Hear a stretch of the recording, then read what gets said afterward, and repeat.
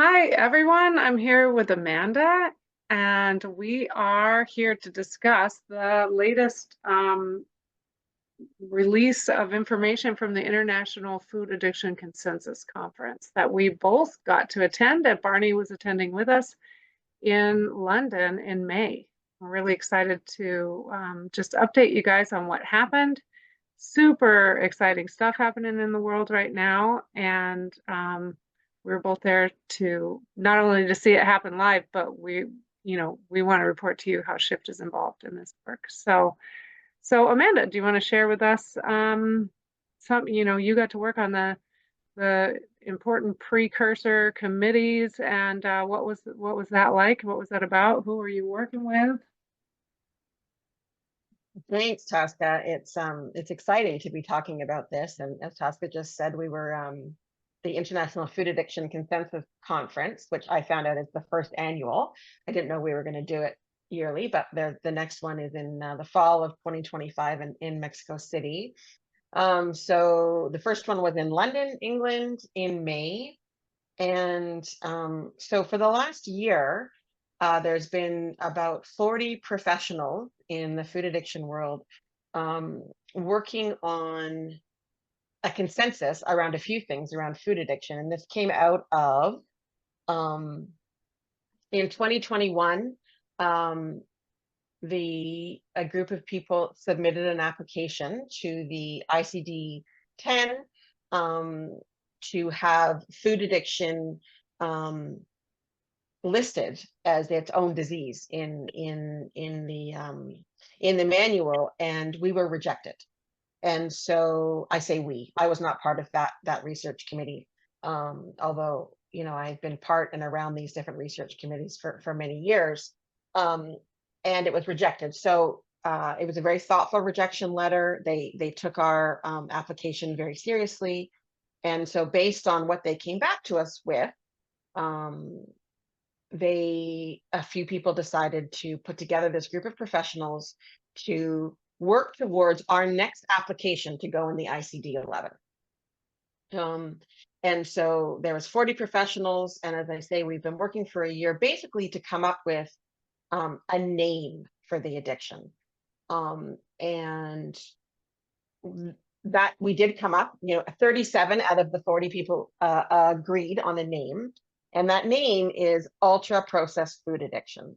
And I will tell you that when that first came out, I was not a fan of this. I wanted it to be food addiction because for me, it's a lot more than ultra processed foods. Like I will binge on vegetables or fruit. However, I will tell you, I am now in complete support of the ultra processed food addiction label. And what happened for me is that,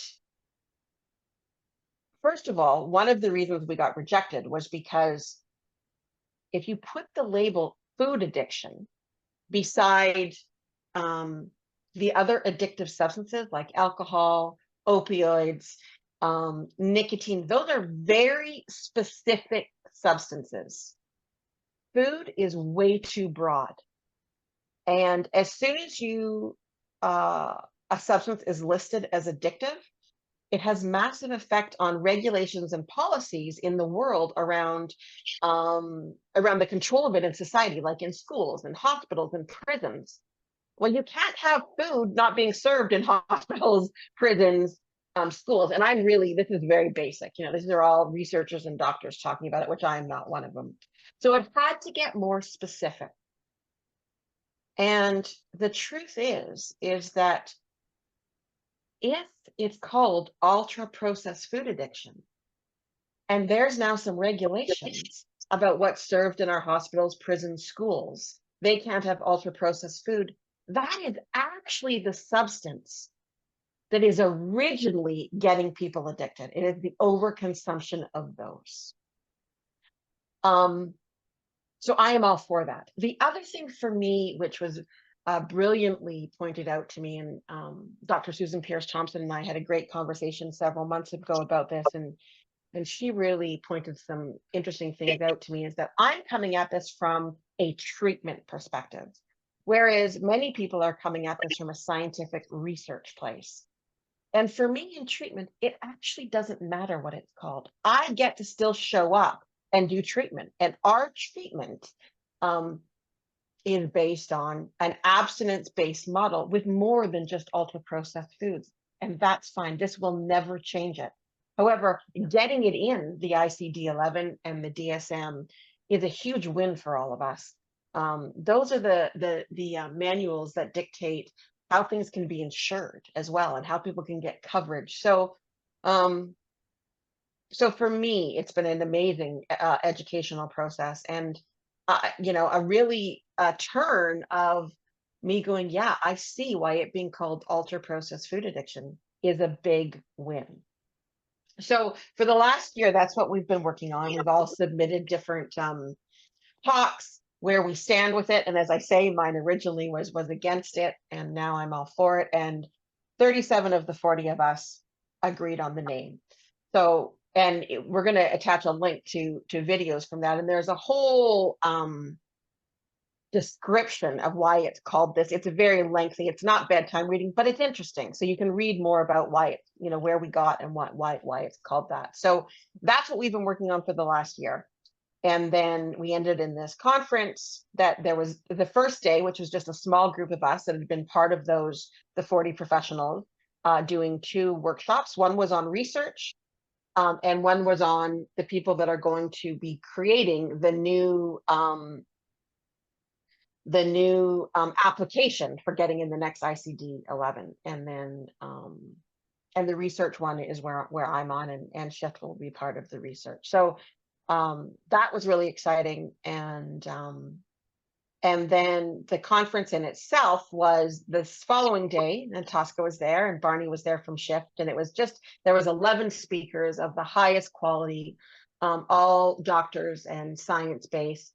And you know, really for me, yes, for those of us, you know, many of us have been working on this. For me, it's been 10 years, others far longer than that. And it feels like the rest of the world is kind of catching up to where we are. And it's actually really exciting. Brilliant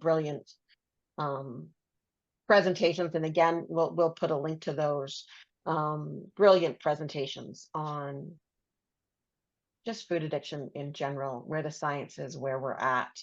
And so it's exciting. We still have a long way to go, but it's been very exciting. Yeah.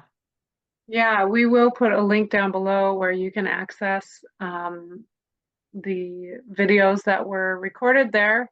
And I know they're asking for a donation, and like your donation for that would be just invaluable, the work that we're doing here, because you know, it's very hard to make headway with this disease when the medical world does not even acknowledge it, you know. So it's exciting to be part of this, you know, for you, those of you watching this video, like you're a part of it too. There's not very many people out there of the millions that are suffering from food addiction that even know it's a disease. And so the fact that you're here, you're watching this, like your contribution to both, you know, like actually purchasing the videos and also just being involved and promoting the ideas about food addiction is just huge. Like these are the days where it will, you know, we will turn the corner with ultra processed food addiction, just like we did with tobacco. You know, that took a long time to swing that pendulum to like, no, smoking is not good for you. And now it's so common, you know, so commonly known, but there were years where it wasn't. So do you want to, Amanda, describe about like some of the research that you guys discussed putting together in the next year? Yeah. So we came up with research that's needed based on the rejection letter that we got from the ICD-10 application or ICD-11 application. And there's a couple things. One of them is, and again, this is in my terms, you know, there's far more scientific terms, but one of the things that we got back in our rejection letter, and the applications are submitted by the World Health or are reviewed by the World Health Organization. So it's their rejection letter to us. And one of the things they said was basically, there's not enough evidence to prove that food can go alongside in the addiction category because there's no physical symptoms of addiction to food, right? And so we have to prove there's physical symptoms, so one of them is like withdrawal. We have to prove that when people stop ingesting any addictive substance, in this case certain foods, there is a withdrawal. So we need research on that. And the WHO let us know that we don't need a diagnosis for food addiction because there's already many diagnoses that deal with this. There's the there's the eating disorders, there's the obesity, and all of those are in line with the mental and emotional parts of the disorder. So we really need to be looking at the physical part. And so what we need to prove is research on withdrawal, as well as research that physical abstinence makes a difference. Because what WHO is saying, they don't have evidence that says physical abstinence makes the difference. Because some people with obesity and eating disorders, it won't make a difference. In fact, it can make it worse. But what we know is that physical abstinence makes a huge difference with people that actually have food addiction. So we have to do research and hand in the research reports showing that over time, physical abstinence works for people. We need studies on an abstinence-based treatment program.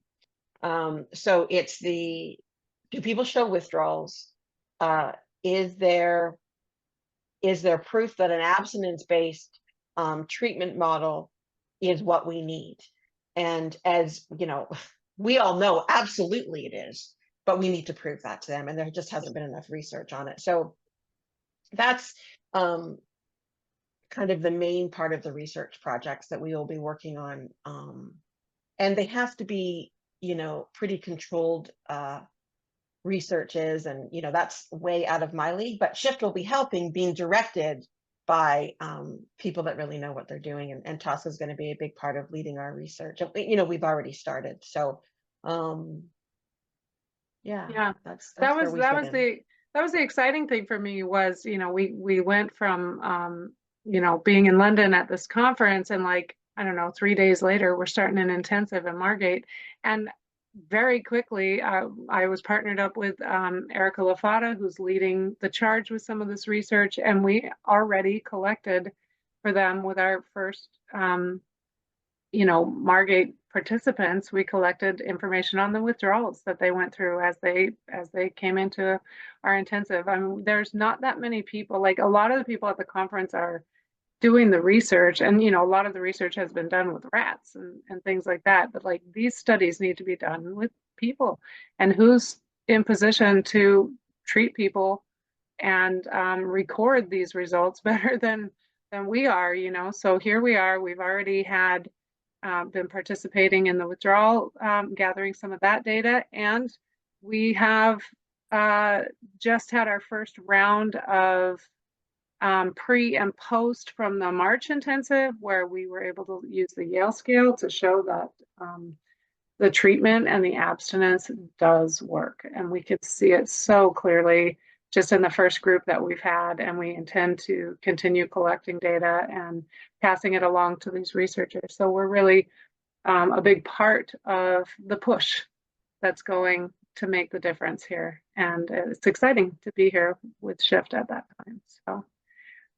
Yeah, and I just want to share, Tosca, that what the findings that we got, as Tosca just said, about from the March intensive was that, when people did the Yale food addiction scale before they came in, they were all came back to us graded at a 9, 10, or 11, and 11 is the highest you can get in the Yale food addiction scale with addiction. So they were all 9, 10, and 11, and 90 days out, we are getting people back with 0, 1, 2, and 3s. So that's unbelievable. We will do another one at 6 months and another one in a year, and we will keep doing it with all our intensives. So again, we all know, there's no doubt in our minds, that abstinence-based treatment for food addiction, we all know that the physical component of addiction is there with food, but we have to prove it. We have to prove it. Right. So it's exciting.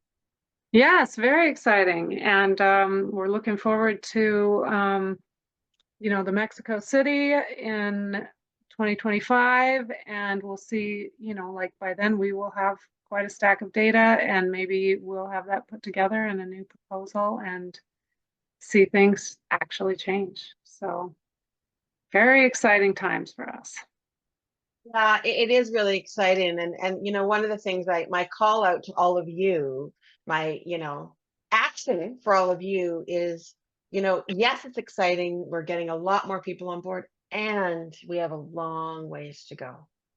And we need all of us to be part of it. And so for all of you that have real clarity that you have addiction to food, and you are getting recovery through the physical, mental, and emotional and spiritual treatment model, you need to be talking about it. Talk about it to your doctors, even if they don't believe it. Talk about it to them. Talk about it to people. It's so important, because those of us that have the recovery, and where the doctors can see the difference in our blood work, in our weight and long term, that's what gets doctors interested. We're the best research projects there are. So I really encourage all of you to listen to this, do the donation. It's a small donation. I think it's $30. I'm not sure what it is, but it's a small 25 donation to pounds, listen. 25 pounds. 25 pounds, which is about 50 Canadian, I don't know, 40 American, something like that. So it's really nothing to listen to these very high quality talks, and then talk about it to the medical professionals. Just keep talking about it and get involved. And as Tosca said, the next conference is in Mexico City in September 2025. You're welcome to come to it. That'd be cool. This is a movement we all need to be part of. So super excited to share this with all of you. And here we go. Let's see what's next. Yeah. All right. So look below in the show notes for the link, and yeah, stay on board with us. Thanks, everybody. See ya.